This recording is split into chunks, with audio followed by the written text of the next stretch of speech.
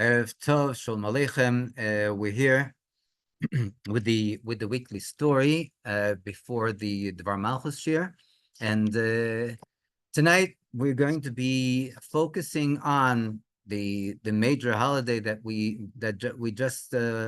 just finished, just the holiday of Chamishas B'Av, the 15th of which the Mishnah tells us, Lo hayu yomim tevim liyisrael kechamishas b'av v'yom kippurim. There were no greater festivals for the Jewish nation like the 15th of Av and Yom Kippur. And the Mishnah puts the 15th of Av before Yom Kippur. In other words, coming and stressing that there is an element in the 15th of Av that is even greater than Yom Kippur as far as the Simcha is concerned. And there's a famous vort, there's a famous teaching that the Rebbe brings in Maimorim, in regard to the speciality of the 15th of Av, and it's brought from the Kisvei Ari, the writings of the Ari HaKodesh, Rabbi Yitzchak Luria, it's actually expressed in a manner of a question and answer. The question is, how is it that the 15th of Av has such a great has such a great virtue? We see that there are other holidays in the Jewish calendar that come on the 15th of the month. There's the 15th of the month of Nisan that we celebrate Pesach, and there's the 15th of the month of Tishrei that we celebrate the holiday of Sukkot. And it's true, the 15th of every month is special because we see that the the moon increases in its quantity and becomes greater and greater until it comes to the full moon, and that expresses the greatest of power that the moon possesses, and that the moon actually radiates to us here in this world. The Jewish nation is compared to the moon, and therefore every single 15th of the month is special, and especially when we come to holidays, when we're talking about, like we said before, the 15th of Nisan, Pesach, and the 15th of Tishrei, we're talking about Sukkot. So why the 15th of Av? And the Ari explains that the 15th of Av is the greatest in its virtue due to the relativity of what it comes after. Every aliyah, every ascent is relative to its previous state of descent. And the greatest descent that the Jewish nation has experienced in history is the 9th of Av, the day of the destruction of the two temples, the Beis Hamikdash Harishon and the Beis Hamikdash Hasheni. And therefore, since it comes after such a descent, such a Yerida, therefore, the 15th of Av is so great that there are no greater holidays for the Jewish nation like the 15th of Av. And as we said, even in priority to Yom Kippur, in which the sins of every single Jew are forgiven for. Then we come to one of the major things that the Mishnah tells about, that the women of Israel, the Jewish women, would go and they would dance in the vineyards, and in the process they would be there in order to go and to convince young men that were also present outside. Everything was in a very tznius manner, very modest manner. The women were in the vineyards, and the men were outside of the vineyards. The men were not dancing, but they were coming and they were sort of convincing the men to get married with them. And the Mishnah says that there were three different groups of women. There was the one group of women that were beauties, and they would come and convince the men that women are for beauty.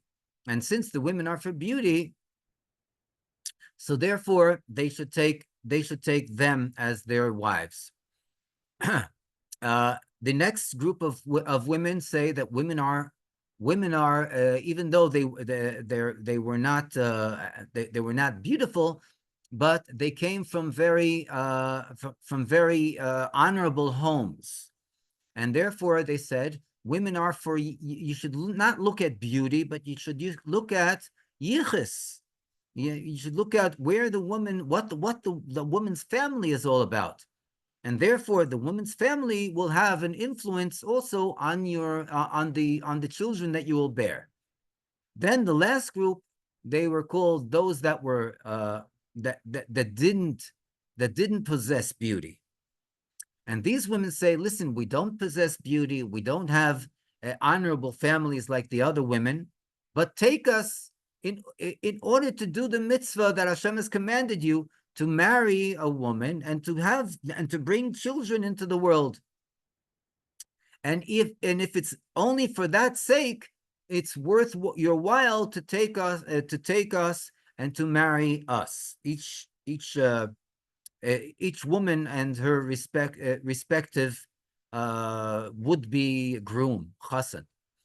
So here we see how important it is to go and to sustain the world, to go and to bring about a sustenance of the creation of the world that Hashem created, Adam and Chava, and afterwards to go and to bring about the continuity of the world. In other words, to bring up generation and more generations of children, educating them, bringing them up physically, materially, and spiritually, in order for them to also uphold the emunah and bitachon, the belief and the trust in Hashem, and through this to bring a stability to the entire creation.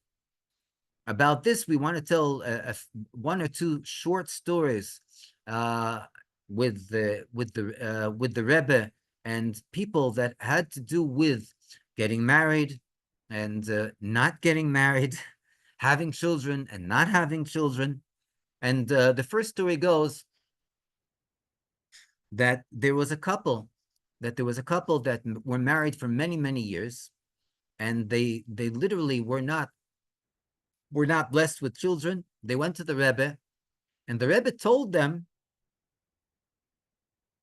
in an indirect manner that the factor of not having children can be very much connected to the honor and respect of either the men or the women of the Jewish nation. And the Rebbe explains that there can be something in the past that, according to the past behavior or conduct of one or the other, the man or the woman, and specifically, it could be in regard. It could be in any realm of life, and if there was someone that was insulted, that was belittled, so this person has to go and to ask forgiveness from the person that was offended, the person that was insulted. This couple sat down and they started to rack their brains in regard to the past before they got married and after they got married. And finally, the husband came to the conclusion that there was a person, and he cut a deal with this person, a business deal, and the deal did not come to fruition. But since the deal did not come to fruition, and it had to do with the other party, so this person who lost a great deal, a large amount of money, would not forgive the other person. And as much as the other person asked forgiveness, the person didn't agree to forgive this other person, because he was hurt in a major manner financially from this other person. Obviously, it caused him a lot of tumult and anguish and mental pain. But he put it aside and he forgot about it, and he let bygones be bygones. Besides the fact that he never forgave this person, he came to the conclusion, wow. And this is what's holding back the children. The Rebbe is coming and telling him that this is holding back their ability to have children in the world. Immediately, he called the person. He set up a meeting. He went and he told the person that this was the Rebbe's answer. And when he went and he did a cheshbon nefesh, he went and did an account of his soul. He came to the conclusion that this is one of the loose ends in his life that he never brought to a closure. And therefore, he's here and now, he's asking forgiveness from this person, and the person at the end forgave him.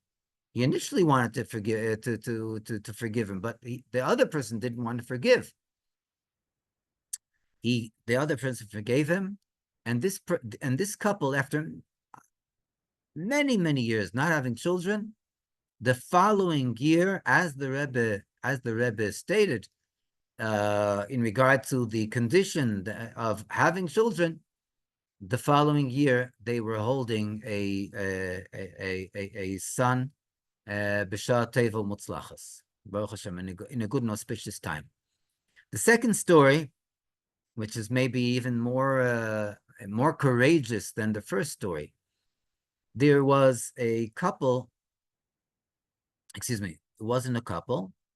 There was a woman that was not able to be, and she was not able to have to find a zivug. She wasn't able to get to find a shidduch. She wasn't able to get married. And the Rebbe went and told her, "Listen, you should go and you should look into your past behavior, and see if there hasn't been a Ben Yisrael, a man from the Jewish nation that might have or might have not been hurt or insulted by her." And she went and she looked into the matter, and as she's going over the matter, she started to cup her hands over her head, and she started to shed tears, because there was a man that she went out with years ago, and this man,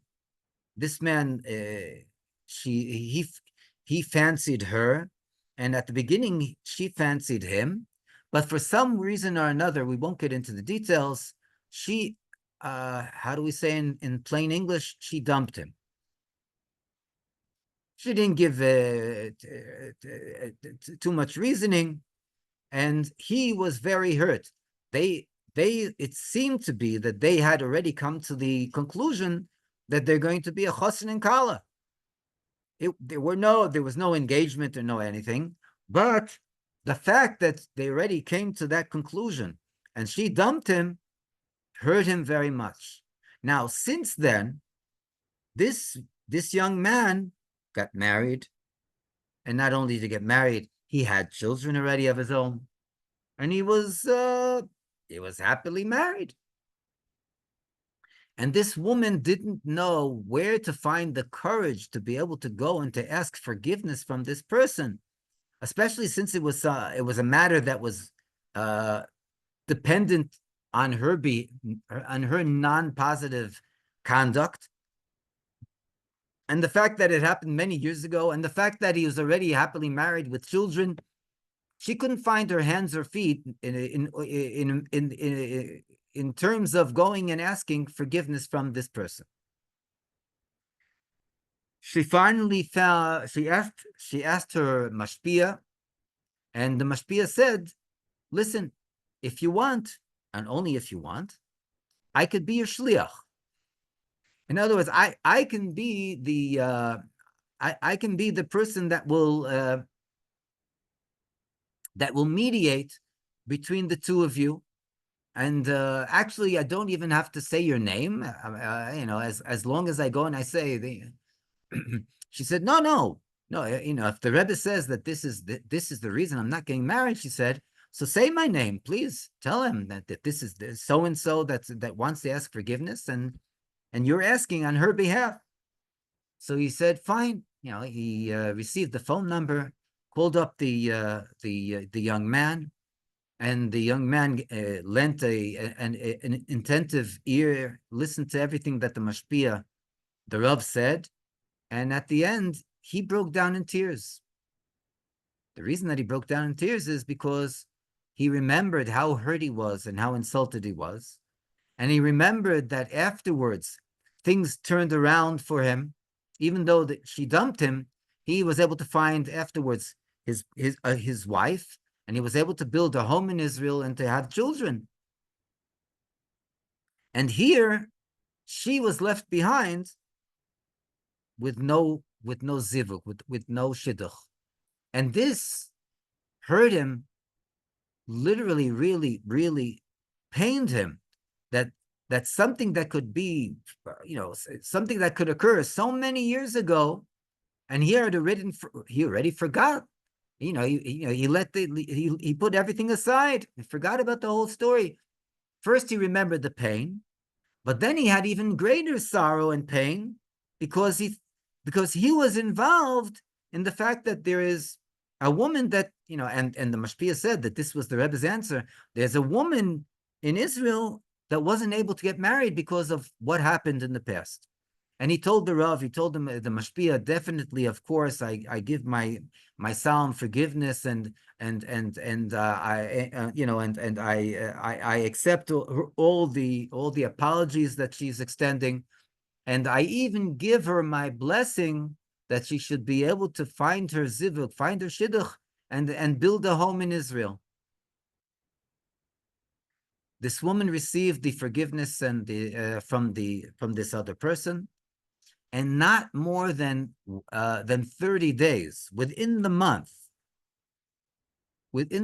she was offered a shidduch. She went out in the same month with this person that was offered to her.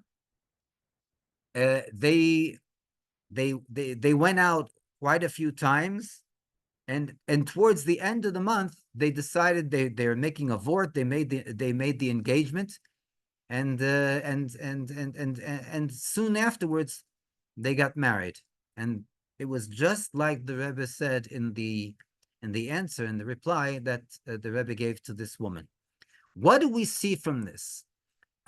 This is the situation in regard to receiving blessings, to be fruitful, to have children, to receiving blessings in order to go and to find a spouse, to find a shidduch, and to get married and to build a home in Israel. And since we see that this whole concept of it could be called baseless hatred, or not being careful with our behavior and conduct in regard to the honor and the respect that we are meant to have with our fellow Jew, with the women of Israel or the men of Israel. This being the case, how much more so when we're talking about the main reason for the entire Golus, for the entire exile of the Jewish nation, the baseless hatred that existed in the times of prior to the times of the destruction of the Second Temple, which obviously, since the third and the eternal Beis Hamikdash has not been revealed and brought about on its revealed basis in Yerushalayim, on the Temple Mount, and so on. Obviously, and this is what the Rebbe says in many different places, this is the condition or the prerequisite to go into abolish baseless hatred, the reason for the Golus. How do we do it? By showing unconditional kindness. Unconditional kindness to our fellow Jew, to our spouses, to our children, to the people that work with us, our peers at work, or whoever we're talking about. This is the key in order to bring the Geula. This is the literal paramount solution of bringing the revelation of Moshiach, the revelation of the Rebbe Shlita Melech Ha'Moshiach, and the Eibusher should help, since we're at the culmination of such a high climax of holiday, the 15th of Av, that this should be on a good and revealed basis with the revelation of the Rebbe Shlita Melech Ha'Moshiach, Teichef Miyad Mamish Mamish Mamish. Yechi Adonenu Moreno V'Rabbeinu HaMelech HaMoshiach Chai V'Kayam Le'olam Voed. Amen.